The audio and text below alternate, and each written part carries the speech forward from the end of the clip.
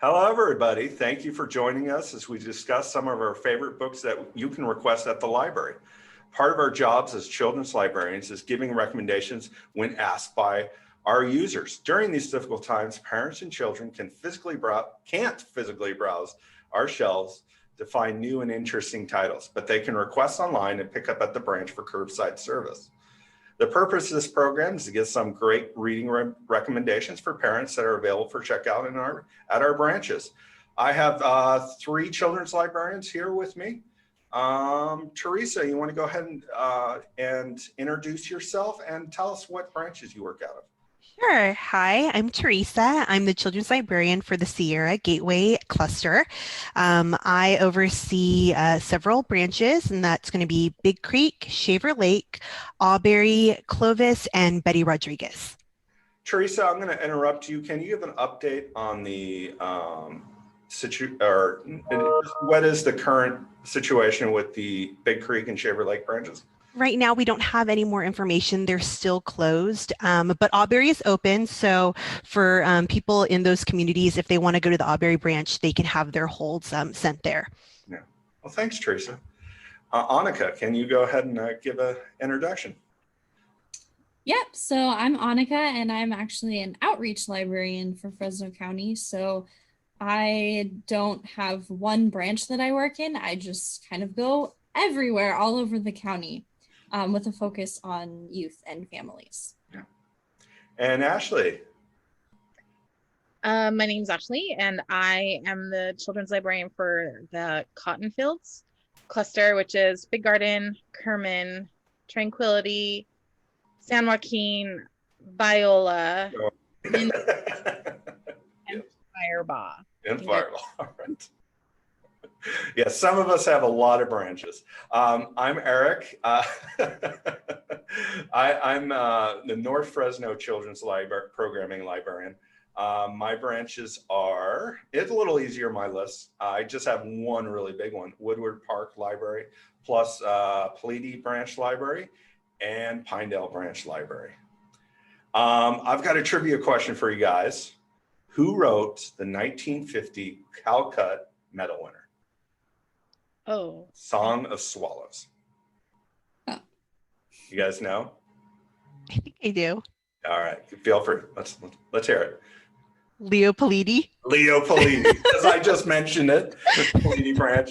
You have no reason not to know that, so that would have been awkward. But obviously, you guys know it. I'm going to put it up on the screen. Song of Swallows. The cool thing about Leo Pleiadi, and part of the reason for it, we have a branch named after Leo Pleiadi, is he was born here in Fresno. And then he migrated to Italy for a couple of years and then moved back to the Los Angeles area. But some of his, I forget what title, I feel bad now, but he writes about Fresno in some of his picture books. Song of Swallows takes place between a grandfather and his grandson, and they talk about the missions. I forget the exact, it's San Juan Capistrano, about that mission. So it's an interesting read for historical fiction. Not a real good read aloud since it's quite long. So unfortunately, I can't read this at the Leo Pleiadi Library at Storytime. It's not a good one for 3-year-olds. Good one for slightly older children. But today, as we did our trivia question on Caldecott Medal books, we're going to talk about Caldecott Medal winners and Caldecott Honor books. The Caldecott Medal is awarded given by Association for Library Service for Children, a division of the American Library Association.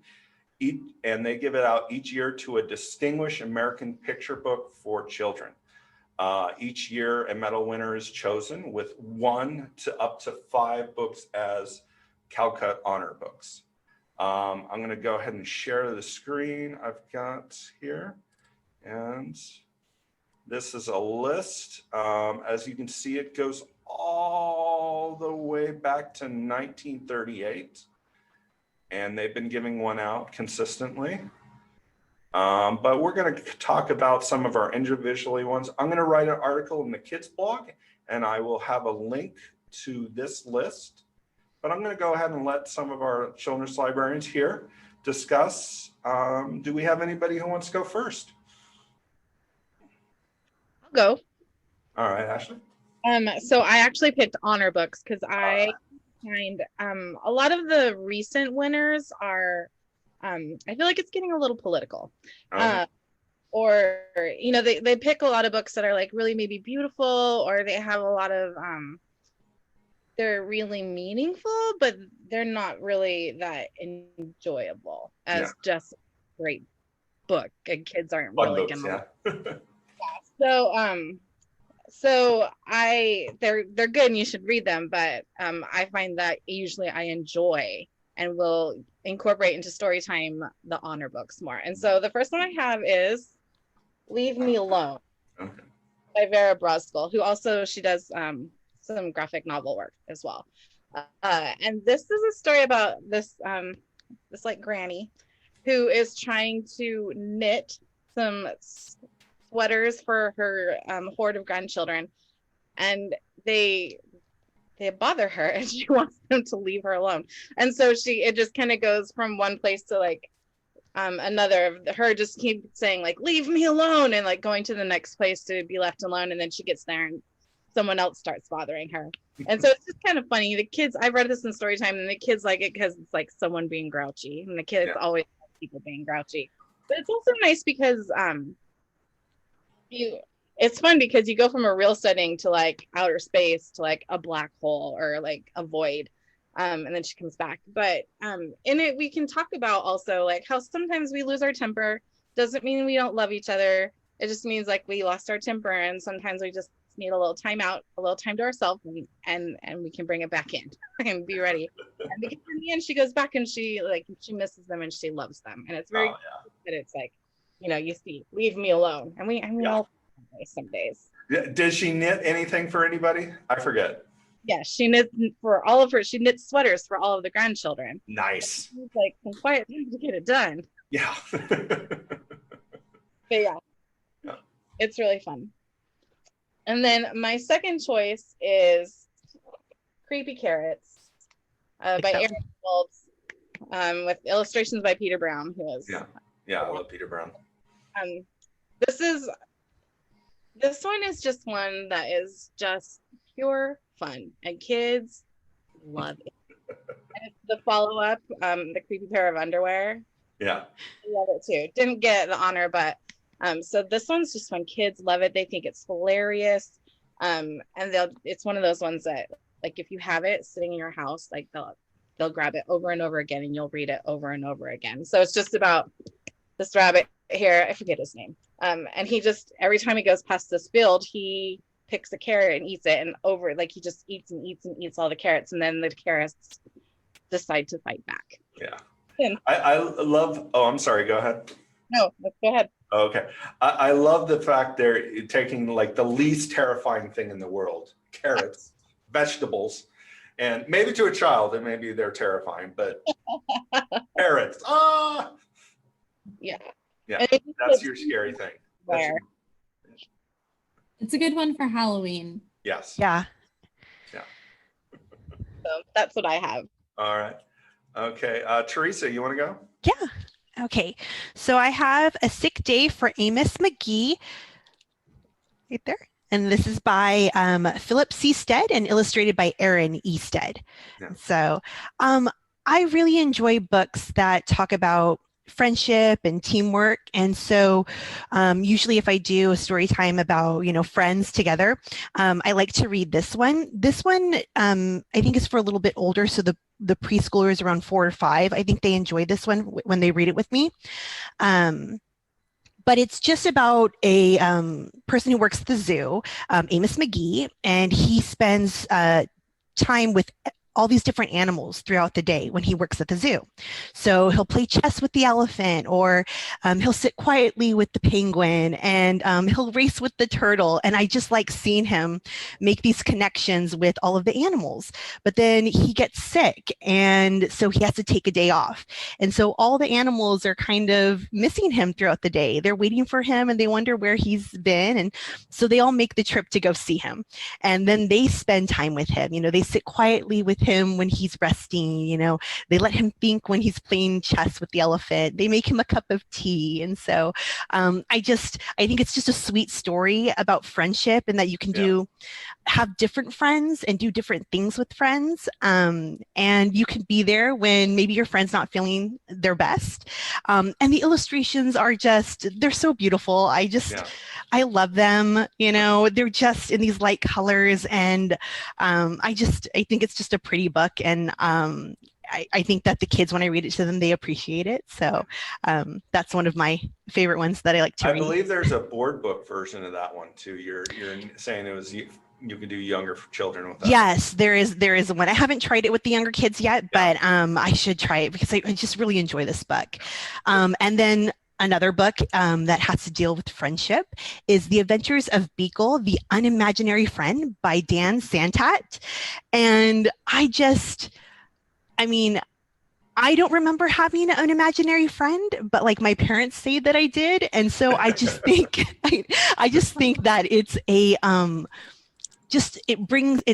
it's for the kids that maybe who have imaginary friends, and then the parents who maybe remember their imaginary friend or see their kids with one. And this is just a story about there's an island with imaginary friends on it.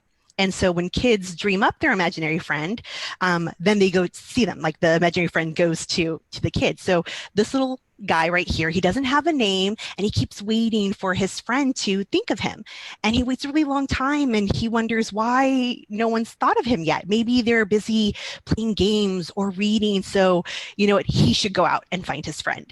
And so then he takes a little trip, and the pictures are just gorgeous. Again, I really like beautiful illustrations of like, how beautiful is this? Of like where they are and all of the imaginary friends. And so he takes the trip over, and he's looking for the friend. He goes into the real world, and he finds all these kids, and then he finds his friend, and they're, kind of shy when you're meeting someone new.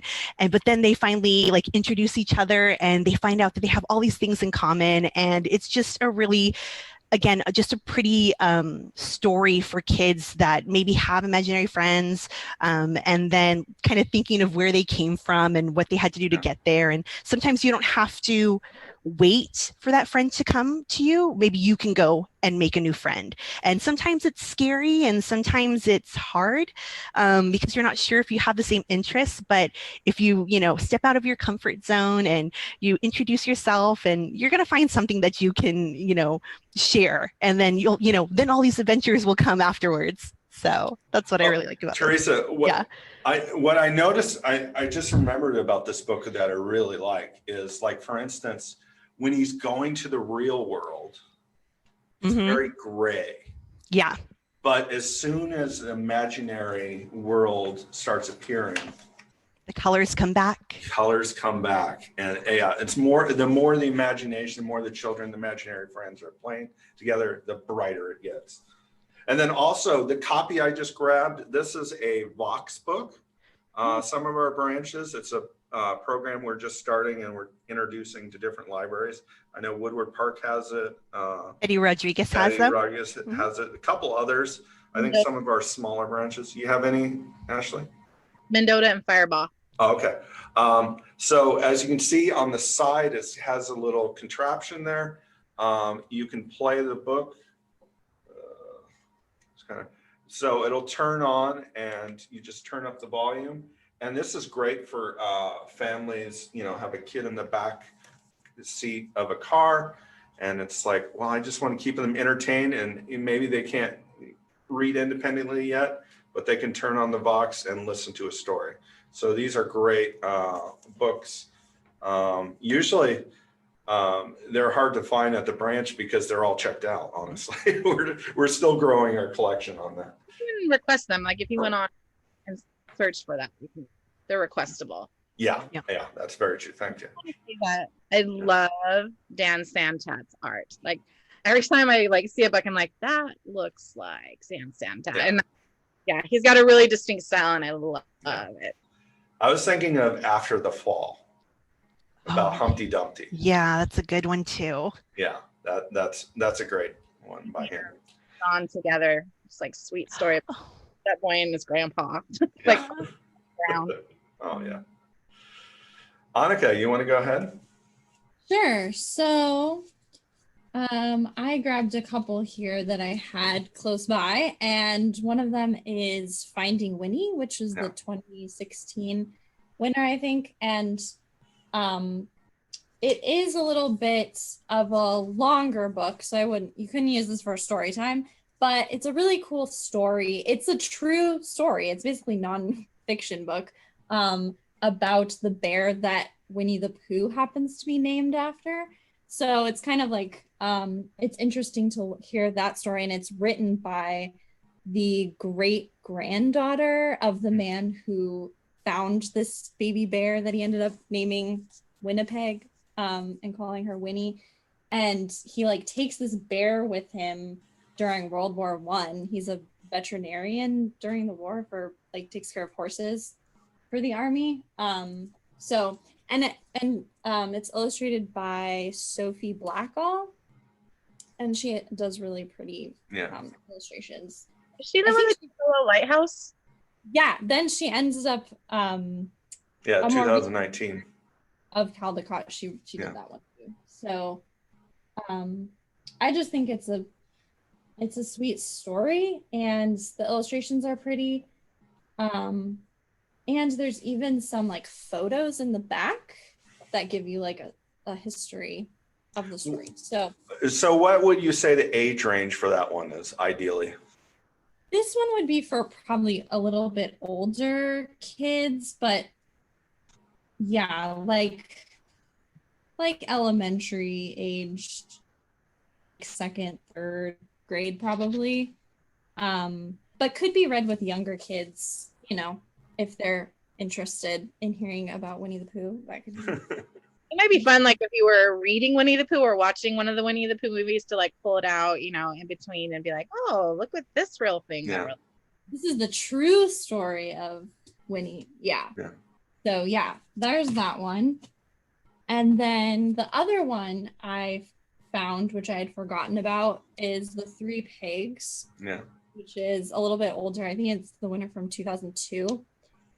So it's by David Wiesner.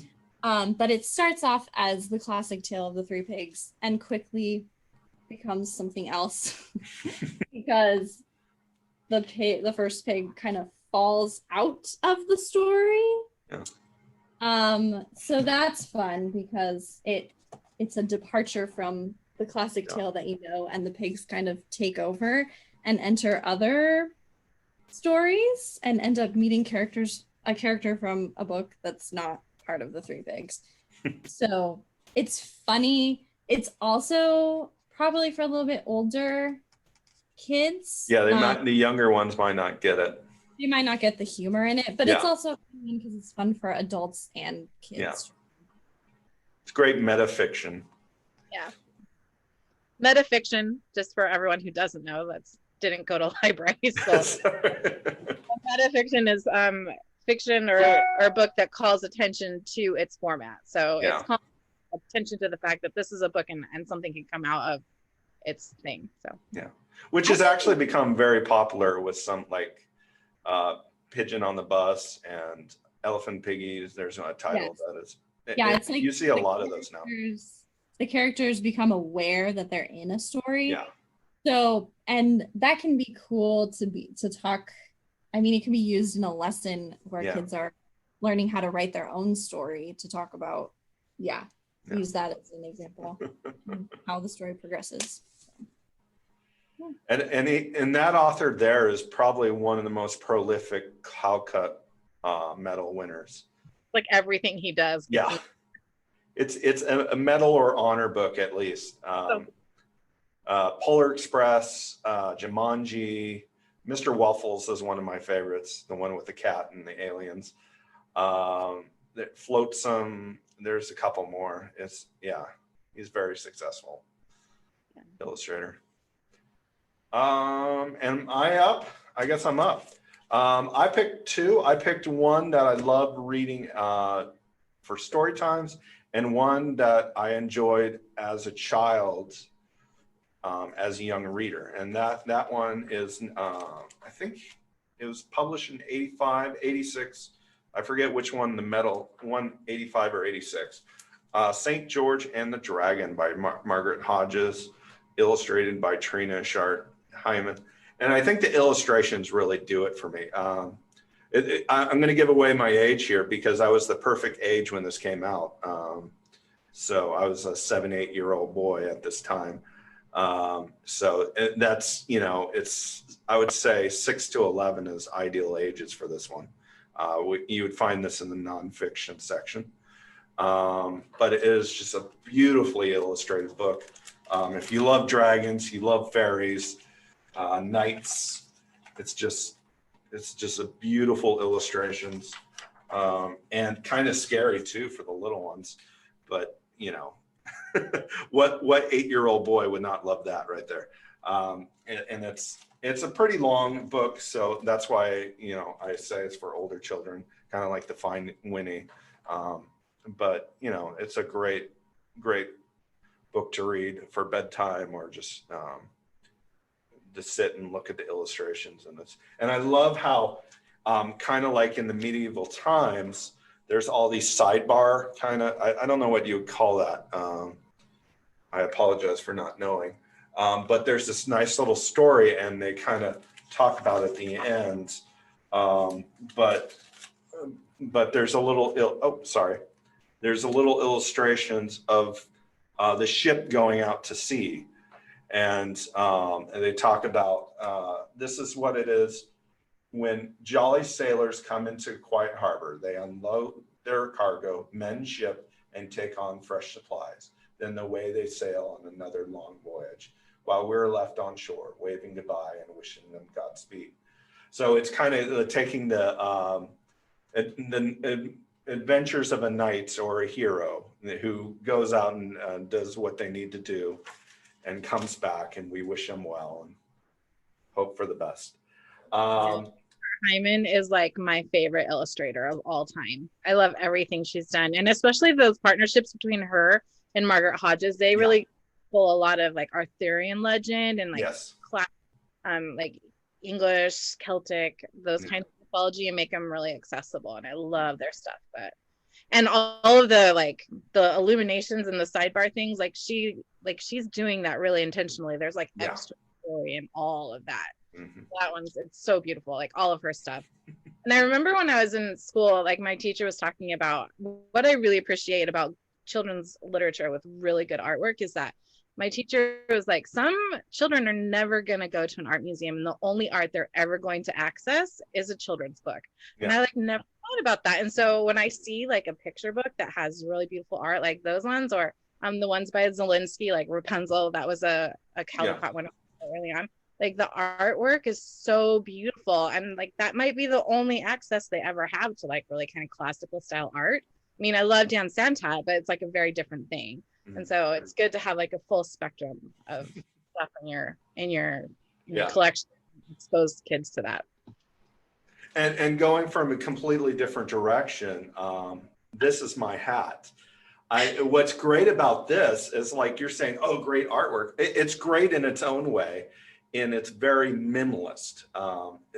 I mean, you can if you're not you can tell what's happening without the text much. I mean, it's just right there, you can tell that he's looking straight up. Yeah. But I love it. I've read this into middle grade classes saying, hey, you want to read we're going to read a crime drama. Does that sound good? This is called This Is Not My Hat. It's part of John Clausen's Hat trilogy.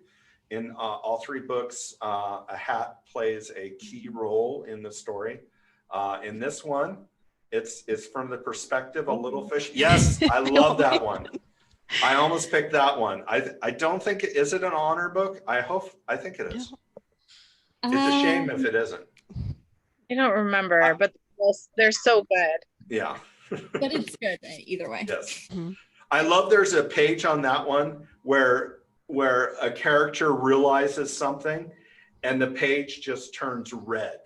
And it's just a red page and it's, I know where my hat is. And it's just like, yes, I have seen my hat. It's just his brain is finally triggered. This, of course, this one right here is from, that one's from the perspective of the person who's lost their hat. This is from the perspective of someone who's taken a hat.